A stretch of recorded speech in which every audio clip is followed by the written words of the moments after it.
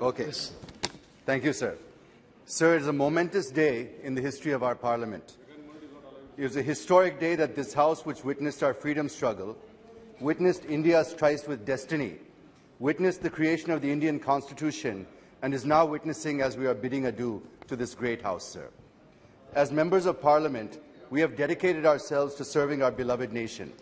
Over the past 7 decades, as the Honourable Prime Minister has noted, more than 8,500 members have tirelessly served our mother India within these hallowed halls. It's worth noting that many of these dedicated individuals hail from Andhra Pradesh as well. On this solemn occasion, I wish to pay my heartfelt respects and express my profound gratitude to each of them for their unwavering service. Sir, I'm here to serve my second term, extending my services to the people of my constituency, state and country. It would be remiss of me not to mention a towering figure in Indian politics, the great Gandhian, the legendary freedom fighter, Professor Acharya N.G. Ranga. He served as a member of the Central Legislative Assembly from 1930 onwards and as a member of the Indian Parliament since independence until 1991. Professor Ranga achieved the remarkable feat of 60 years of service in this House, starting with the Constituent Legislative Assembly in 1930, and 50 years as a parliamentarian, earning him a place in the Guinness Book of World Records. Many of you have seen his statue at Building Gate number 4 of this Parliament House. Sir, Professor Ranga was an inspiration to generations of politicians, including my own grandfather, Sri Paturi Rajgopal Naidu, a freedom fighter and 2-time Member of Parliament during the 6th and 7th Lok Sabha. Another great leader from the state of Andhra Pradesh that I should mention here is Sri GMC Balayogi, who served as Speaker for the 11th and 12th Lok Sabha and who was elected unanimously and served with distinction. I take this opportunity to pay my humble tributes to them and to all the other leaders from erstwhile and current state of Andhra Pradesh. Sir, I feel 7 decades' journey in the history of any nation is too short a period. But in this short period, we have shown the world what we are capable of. We have proved to the world, particularly the British, who wished India to become a failed state, that Bharat is second to none in every respect.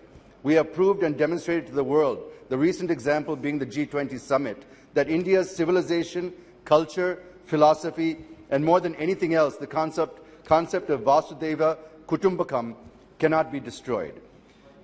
We could achieve these in spite of being home to almost every single religion in the world, and also to a vast array of diverse cultures, languages, syncretic heritage with rich history of democracy and non-violence.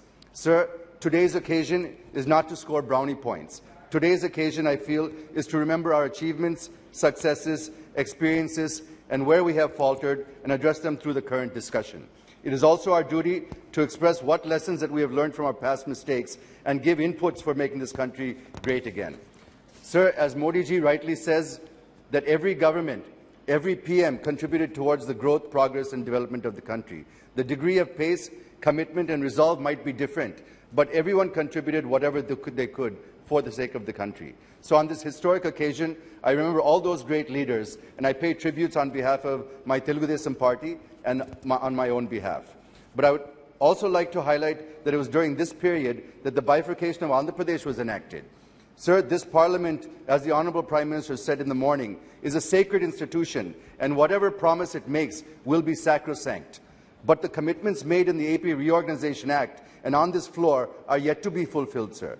Even the special category status, which was promised on the floor of this House, has not been implemented till date. I only pray that these sacred promises are implemented without any further delay. Sir, the new capital of Andhra Pradesh is in doldrums. Nobody knows what is the capital of Andhra Pradesh today.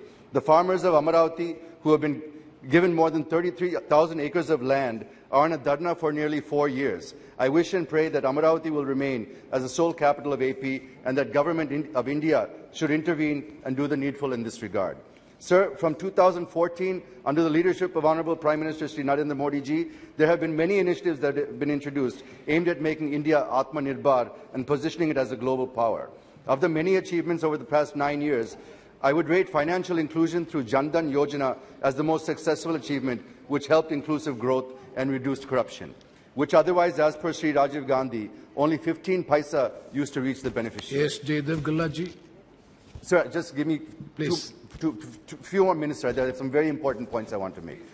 The second is Ujjwala Yojana, which helped 10 crore women escape from the cooking with firewood, coal, dung, cakes, etc., instead of using safe, clean, and environment-friendly LPG. So I'll skip to the end, sir. Sir, my party, the Telugu Party, has played a pivotal role in this country's politics and growth. Both Sri NTR and Sri Chandrababu Naidu Garu played key roles in moulding and shaping both the National Front and the United Front governments. Sir, you may recall that when Sri Vajpayee returned to power in 1999, after having lost the no-confidence motion, the TDP with 29 MPs in the Lok Sabha was the strongest partner of the NDA. And during that government, many key reforms, such as banking sector reforms, telecommunication reforms, aviation reforms, the Golden Quadrilateral Project, the National Highway Development Project, and the promotion of information technology, which saw the establishment of technology parks and IT zones. All these reforms and projects were envisioned by Sri Chandrababu Naidu Garu and implemented by the central government, playing a key role in shaping India's economic growth. Sir, Dr. Kalam was also made president with the support of TDP and Sri Chandrababu Naidu Garu. Yes. Even in the recent past, the suggestions provided by him during the COVID pandemic helped our country to effectively fight it and come out resilient and stronger. And today we see that an unblemished, seasoned leader being arrested with political incarceration. It is a black day to democracy and the history of AP, sir.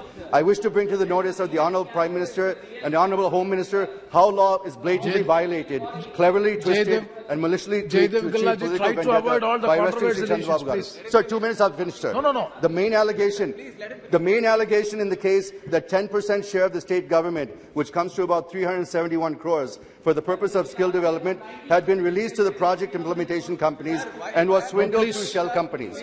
But the CID has been unable to establish that the money were entrusted to CBN or his family members. Sir, if 300